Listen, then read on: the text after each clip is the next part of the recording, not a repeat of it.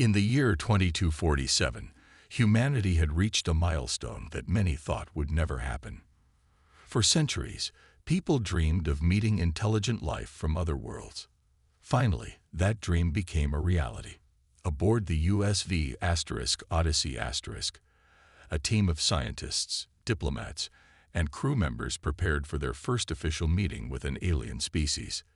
The aliens were called the Zorathians, a race known for their advanced technology and cautious approach to outsiders. Captain Robert Hayes stood on the bridge of the ship, his eyes fixed on the large view screen. Outside, the vast emptiness of space stretched endlessly. But soon, a small dot appeared in the distance. It grew larger and more defined as it approached, a sleek, silver vessel shaped like a teardrop. The Zorathian ship moved gracefully, its surface shimmering with faint lights. Everyone on the bridge watched in silence, their hearts pounding with excitement and nerves. Dr. Laura Miller, the ship's xenobiologist, adjusted her glasses as she studied the incoming craft. She had spent years preparing for this moment, reading everything she could about alien biology and culture. Beside her stood Lieutenant John Carter, a soldier trained to handle any threat. His hand rested near the weapon at his side, though he hoped it wouldn't be needed. Despite the historic nature of the event, there was an undercurrent of tension. No one knew exactly what to expect. The Zorathian ship slowed down and came to a stop just a few hundred meters away from the Odyssey. Then, without warning, it extended a thin tube-like structure toward the human vessel. The docking process was smooth and precise, almost artistic. Within minutes, the two ships were connected. The crew held their breath as they waited for the Zorathians to make their entrance. But they didn't come aboard. Instead, a holographic image flickered to life in the middle of the room. It showed a tall, slender figure with glowing blue eyes and intricate patterns etched into its skin. This was Vrenk, the leader of the Zorathian delegation. His voice sounded calm but firm as he spoke through a translator device. "We greet you, humans. We are pleased to meet you." Captain Hayes stepped forward. "Thank you, Vrenk. We are honored to have this opportunity. Please, join us aboard our ship so we can begin discussions." Vrenk paused before responding. "We appreciate your invitation, but we cannot accept. We will conduct our meeting here, within the safety of our own vessel." His words caught everyone off guard. Dr. Miller exchanged a confused glance with Lieutenant Carter. Why wouldn't they come aboard? Was it because of cultural differences, or was there something else? Hayes tried to hide his surprise. "May I ask why?" he said politely. Vrenk tilted his head slightly, as if considering how much to reveal. "It is not a matter of distrust," he replied.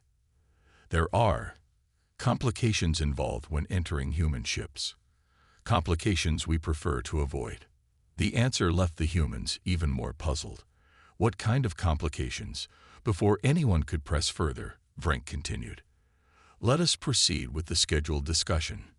Time is valuable, and there is much to learn from each other." With that, the topic was closed. Over the next hour, the two groups exchanged information about their respective civilizations. The Zorathians shared details about their society, which valued harmony and collective decision-making.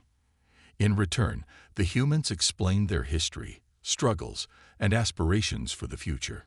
Despite the productive conversation, the question of why the Zorathians refused to board lingered in everyone's minds. After the meeting ended, Captain Hayes gathered his senior staff in the conference room. "Did anyone else find that strange?" he asked, leaning against the table. "Why won't they step foot on our ship?" Dr. Miller shrugged. "Maybe it's a cultural thing. Some species have strict rules about where they go." Lieutenant Carter shook his head. "I don't buy it. There's something they're not telling us." Hayes nodded slowly. "Whatever it is, we need to figure it out if we want to build trust with them and others. We can't afford to ignore red flags like this." As the meeting concluded, Dr. Miller couldn't shake the feeling that the Zorathians' refusal meant something far bigger than anyone realized. Something important.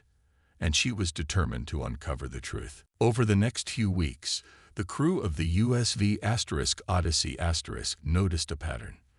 The Zorethians weren't the only ones refusing to board human ships. Other alien species began reaching out to humanity, eager to trade resources, share knowledge, or discuss alliances. But no matter how friendly the intentions seemed, none of them would step aboard a human vessel. Meetings were always held on neutral space stations or inside alien ships. Dr. Laura Miller found this behavior increasingly strange. She spent hours reviewing recordings of past encounters, searching for clues. Lieutenant John Carter, too, kept a close eye on the aliens during scans and communications. He had a gut feeling that something wasn't right. "It's like they're avoiding us," he said one evening as he sat in the ship's mess hall with Laura. "But why?" Laura tapped her pen against her notebook. "Maybe it's not about avoiding us. Maybe it's about avoiding something else, something on our ships." Carter raised an eyebrow. "You think there's something dangerous on board?" "I don't know yet," Laura admitted, "but I'm going to find out." She decided to dig deeper into humanity's history of contact with alien species. Using the ship's database, she accessed old mission logs and classified reports from decades earlier. What she discovered shocked her.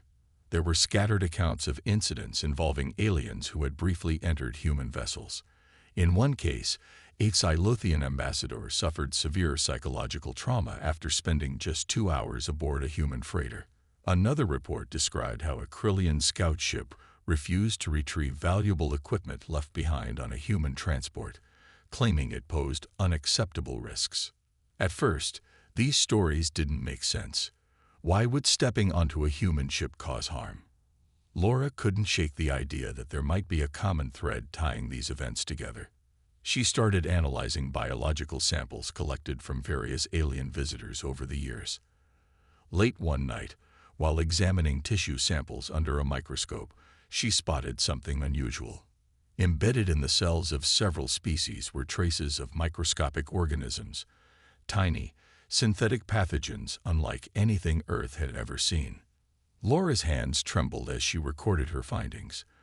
These organisms weren't natural. They appeared to be engineered, designed specifically to target non-human DNA.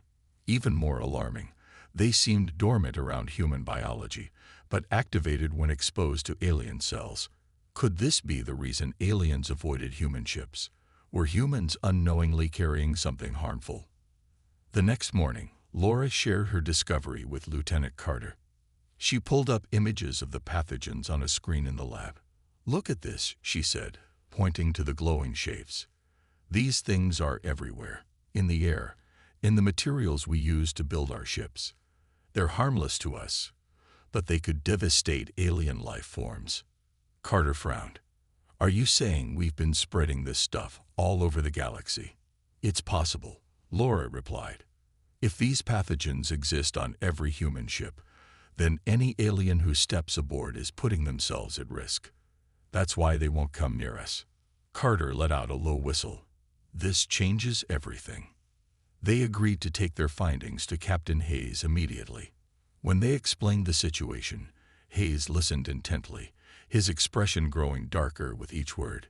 "If what you're saying is true," he said slowly, "then we've got a serious problem on our hands." He ordered a full investigation.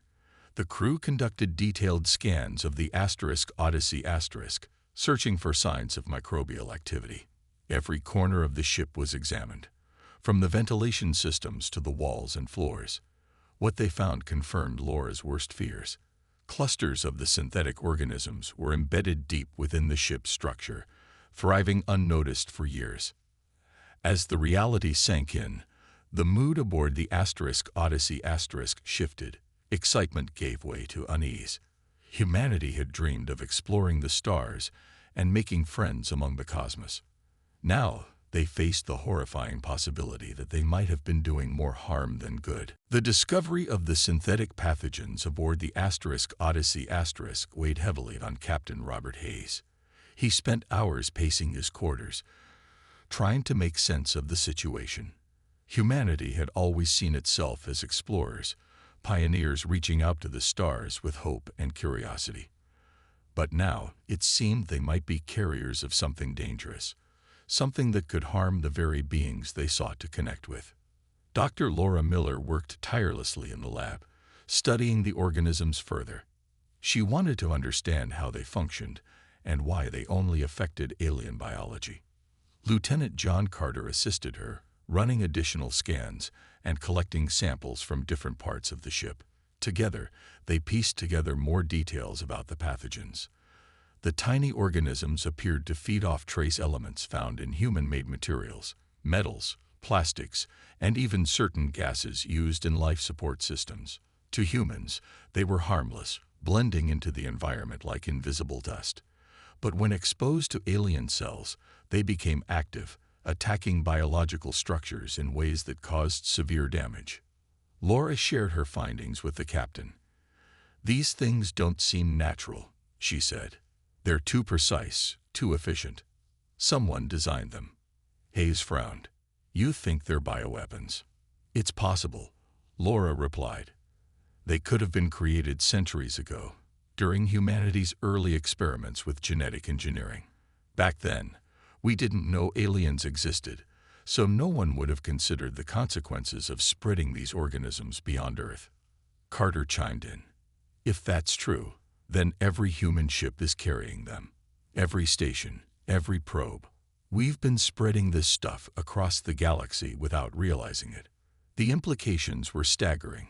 Humanity had unknowingly become a threat to the very civilizations they hoped to join. The thought kept Hayes awake at night. He knew he had to act, but what could he do? Telling the aliens outright might destroy any chance of peaceful relations. Keeping quiet, however, felt wrong. He called another meeting with his senior staff. "We need to figure out our next move," he said. "This isn't just about us. It's about the future of humanity's place in the galaxy." Laura suggested contacting the Zorathians again. "We owe them the truth," she said. "Maybe they can help us clean up our ships or find a way to neutralize these pathogens." Carter wasn't so sure. What if they see us as a danger? They might cut ties completely, or worse, decide we're not worth dealing with. Hayes nodded. "It's a risk, but I agree with Laura. We can't hide this. If we want to earn their trust, we have to be honest." With a heavy heart, Hayes arranged another meeting with Frank and the Zorathians. This time, he requested a neutral space station as the location. When the day arrived, the crew traveled to the station, carrying data files and evidence of their findings. As they entered the designated meeting room, Vigil Renk awaited them, his glowing blue eyes fixed on the humans. Hayes took a deep breath and began. "Vrenk, there's something we need to tell you, something important." He explained everything: the discovery of the pathogens, their potential origins, and the risks they pose to alien life. The room fell silent as Vrenk processed the information. Finally, Vrenk spoke. "This explains much," he said. "For years, we have avoided your vessels, sensing the danger within. Now we understand why." Hayes looked down, ashamed. "I'm sorry. We didn't know. Please believe me, we never intended to harm anyone." Vrenk studied him for a moment. "Your apology is accepted, but trust must be rebuilt. We will assist you in cleansing your ships, but until this is done, no member of my kind, or any other, will step foot on your vessels." The weight of Vrenk's words settled over the room. It was a second chance, but also a reminder of the responsibility humanity now bore. As the meeting ended, Hayes and his crew returned to the Odyssey *, determined to right their mistakes. The road ahead would be long, but they knew they had no choice but to face it head-on. Back aboard the Odyssey *, Captain Robert Hayes gathered his crew for a briefing. The meeting with Frank had been difficult, but it also gave them a clear path forward. Humanity had a chance to fix its mistakes, but it wouldn't be easy. Every human ship, station, and outpost needed to be cleaned of the synthetic pathogens. The task was enormous, but failure wasn't an option. Dr. Laura Miller took the lead on the project. She worked closely with the Zorathians, who provided advanced technology to detect and neutralize the organisms. The aliens shared devices that could scan for the pathogens at a molecular level and tools capable of breaking them down safely. Laura spent hours learning how to use the equipment, her mind racing with questions. How had humanity missed these organisms for so long? Why hadn't anyone noticed the danger until now? Lieutenant John Carter helped coordinate the cleanup efforts. He organized teams to go through every section of the ship, from the engine room to the living quarters. It was tedious work, requiring patience and precision. The crew wore protective suits equipped with filters to prevent accidentally spreading the organisms during the process. Despite the challenges, morale remained high. Everyone understood the importance of what they were doing.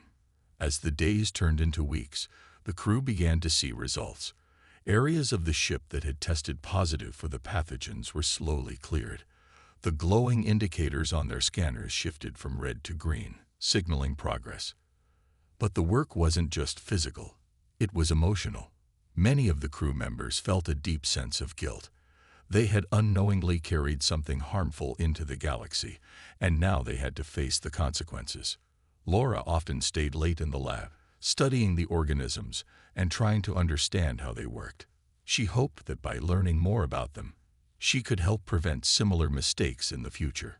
"We need to be better," she told Carter one evening as they reviewed data together. "This can't happen again." Carter nodded. "It's not just about fixing the ships.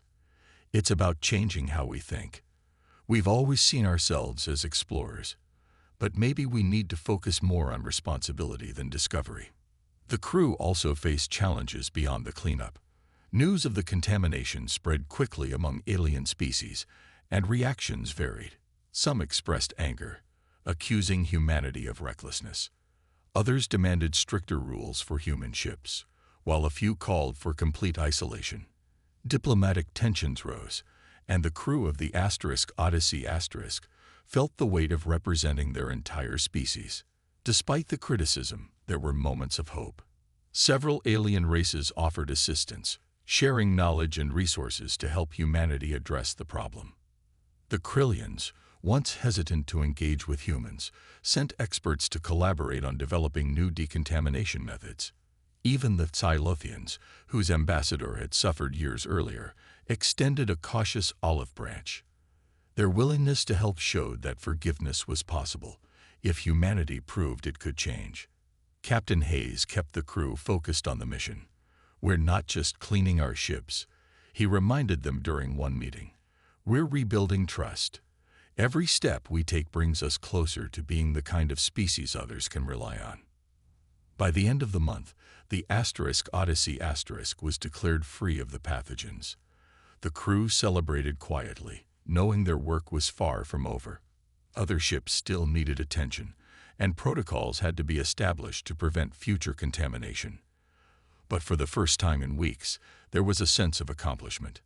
As Laura looked out the viewport of the stars, she felt a mix of emotions. The galaxy was vast and full of wonders, but it was also fragile. Humanity had made a mistake, but it wasn't too late to learn from it.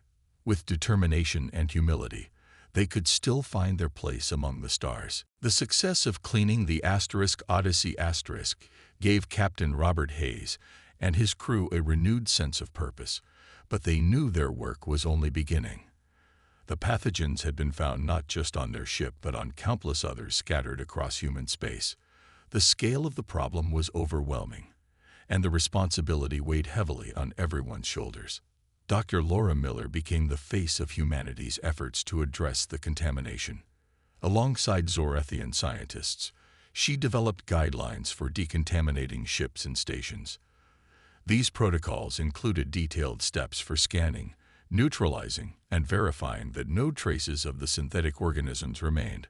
Laura traveled to Earth to present the findings to global leaders, urging them to prioritize the cleanup. Her message was clear. Humanity's future depended on taking immediate action. Lieutenant John Carter stayed aboard the Odyssey, overseeing missions to assist other ships with the decontamination process. The crew worked tirelessly, traveling from one vessel to another, sharing tools and knowledge provided by the Zorathians. At first, many human captains were resistant. Some didn't believe the threat was real, while others resented being told what to do. But Carter's calm demeanor and unwavering commitment helped win them over. "You think we're the bad guys now?" one skeptical captain asked during a tense exchange. "What about all the good we've done out here?" Carter met his gaze steadily. "We can still be the good guys," he replied. "But we have to fix this first. If we don't, no one will trust us, not even ourselves." Slowly, attitudes began to shift. Stories spread of crews working together to rid their ships of the dangerous organisms. People realized that this wasn't just about following orders. It was about protecting others. For the first time, humanity saw itself not as conquerors or explorers, but as stewards of the galaxy. Back on Earth, governments launched campaigns to educate the public about the contamination. News outlets covered the story extensively, showing images of glowing scanners detecting pathogens and teams in protective suits cleaning ships. Scientists held press conferences to explain the risks and reassure people that the organisms posed no threat to humans. Still, fear lingered.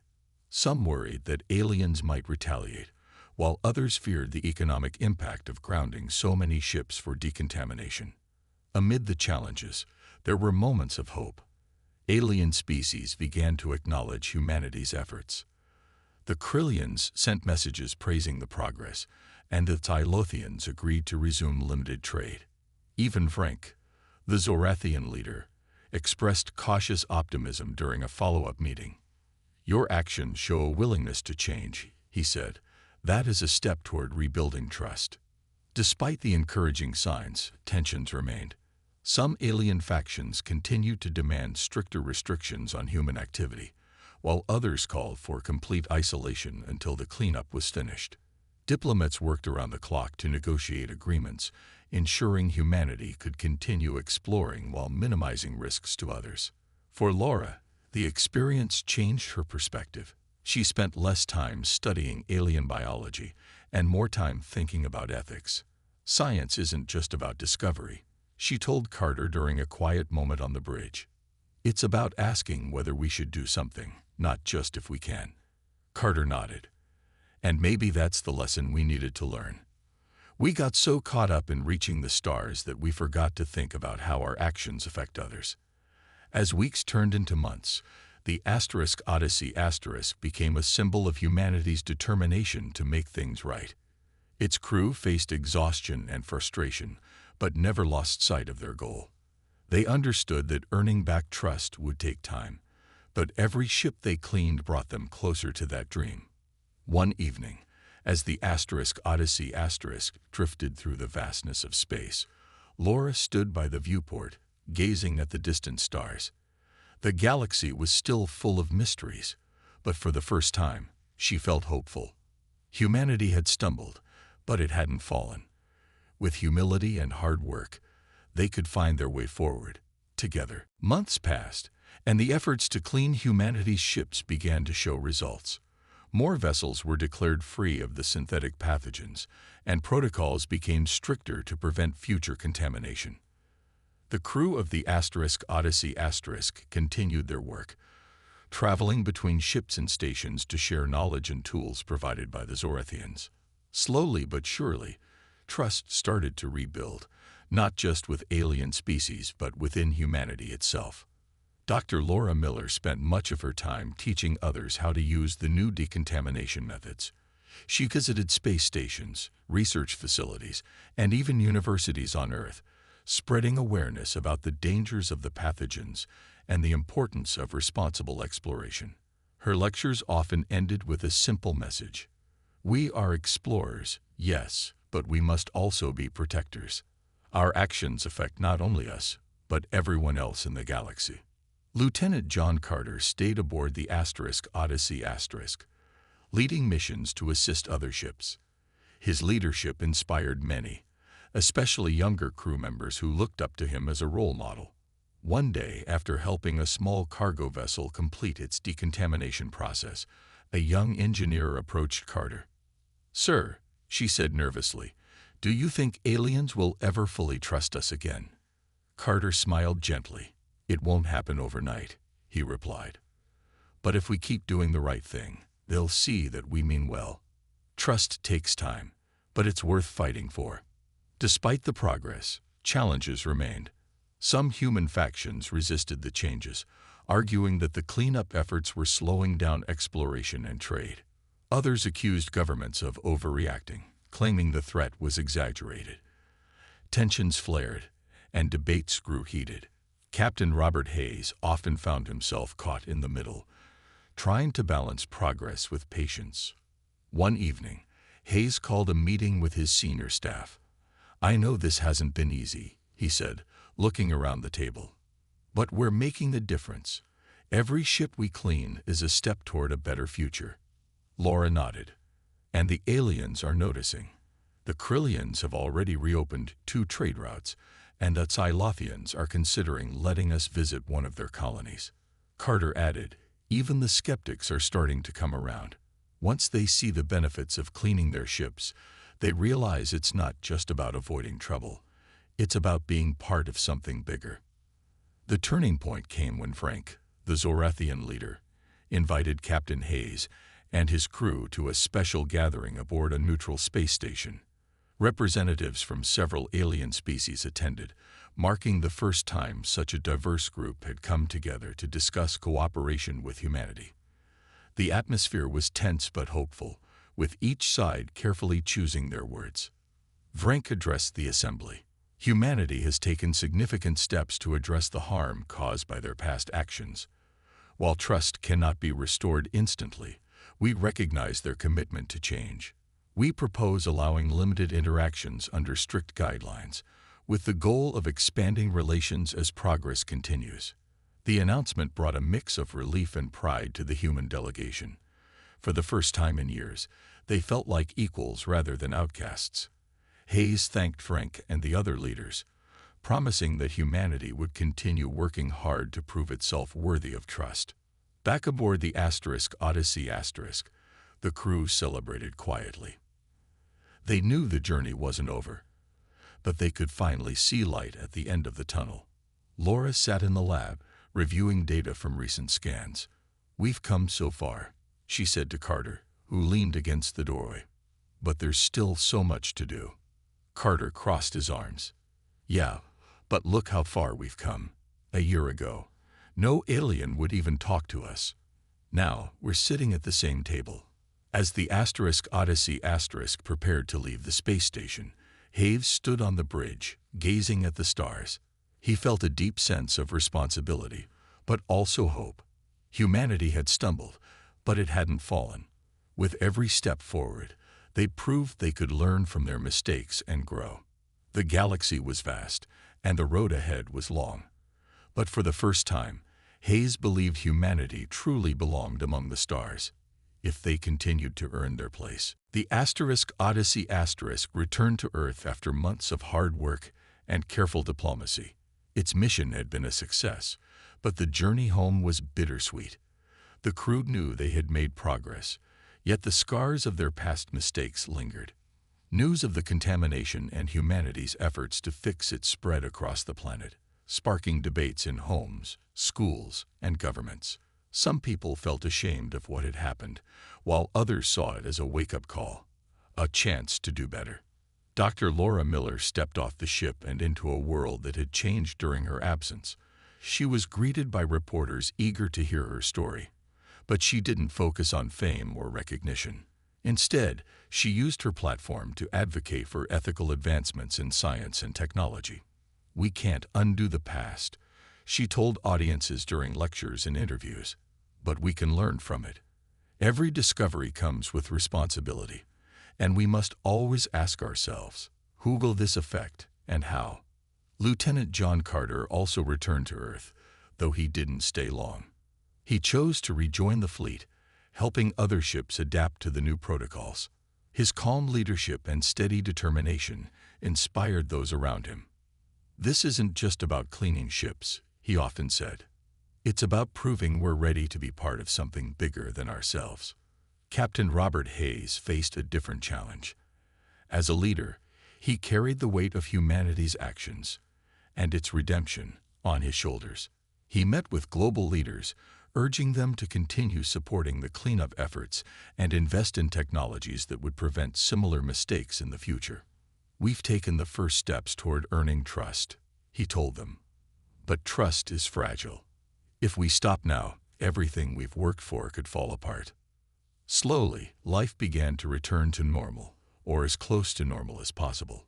Trade routes reopened, and diplomatic relations improved.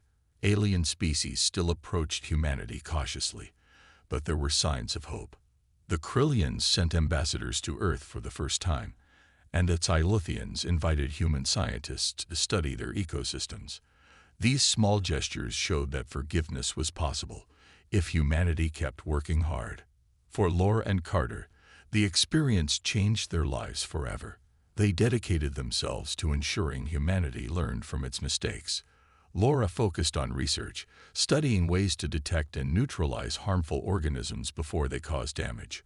Carter trained new recruits, teaching them the importance of responsibility and teamwork. Together, they became symbols of humanity's commitment to change. As the years passed, the Odyssey remained a symbol of hope and resilience. It continued its missions, traveling to distant stars and forging connections with alien species. Each journey brought new challenges, but also new opportunities to show that humanity had grown wiser. One evening, Captain Hayes stood on the bridge of the Odyssey, gazing at the endless expanse of space. The galaxy was vast, full of wonders and dangers alike. Humanity had stumbled, but it hadn't fallen. Through humility, hard work, and a willingness to learn, they had begun to earn their place among the stars. Hayes smiled faintly as he thought about the road ahead. It wouldn't be easy.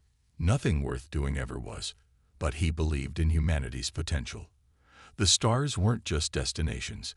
They were reminders of what could be achieved when people worked together for a common goal. The Odyssey drifted silently through the void, its crew united by a shared purpose. They had faced their flaws and vowed to do better. And as they looked out at the cosmos, they knew one thing for certain. The journey was far from over, but the future was theirs to shape.